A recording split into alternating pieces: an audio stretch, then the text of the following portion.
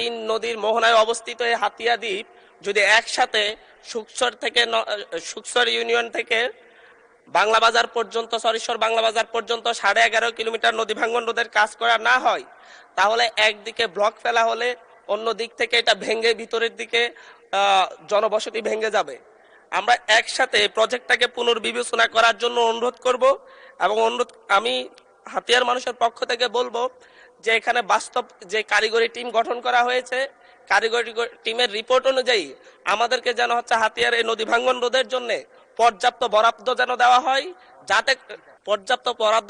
হয়, যাতে করে নদী ভাঙ্গন থেকে হাতিয়ার মানুষের যে দীর্ঘ 60 বছরের যে নদী ভাঙ্গনকে হাতিয়ার মানুষ মনে করছে এটা তাদের জন্য অভিশাপ।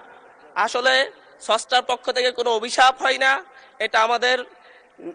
এটা আমরা যদি পরিকল্পনা নিয়ে আগাই, এটা থেকে হাতিয়ার মানুষ মুক্তি নেয়। সরকার যদি সহযোগী হয়, এটা থেকে হাতিয়ার মানুষ মুক্তি পাবে। এই ব্যাপারে আমি আশা করি সরকার এই ব্যাপারে সহযোগিতা করব।